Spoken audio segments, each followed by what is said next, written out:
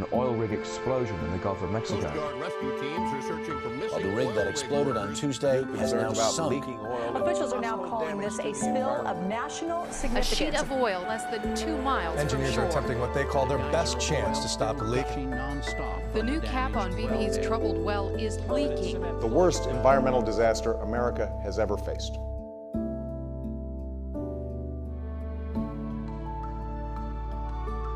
We realized pretty quickly that it could have serious effects here in Pensacola, that the oil could reach the beaches in this area. So at the Center for Environmental Diagnostics and Bioremediation, we came up with a plan of sampling and experiments to do during this initial phase. Not because we had grants or anything to do it, but it's our neighborhood, it's where we live, and so we felt compelled to get involved right from the beginning.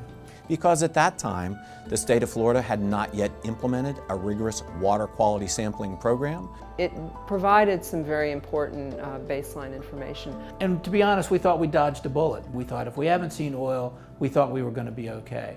And all it took was one night, and we woke up in the morning and found oil all over the beach. And so we fixed what we could. We picked up the oil that was on the beach.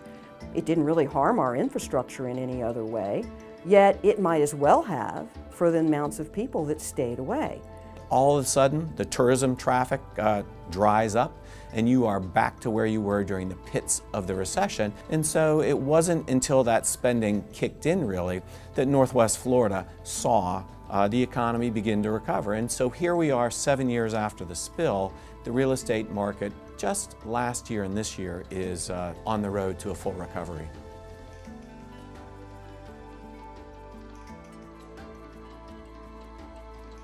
In terms of just a natural resource loss to the Gulf, it was $17.2 billion. And nobody's paying the Gulf back.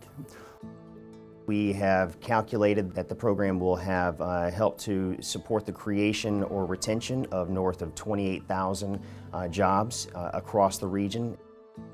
It's not just storms that we have to worry about. That is why it's important for us to diversify our economy. You need to have something more in your toolkit.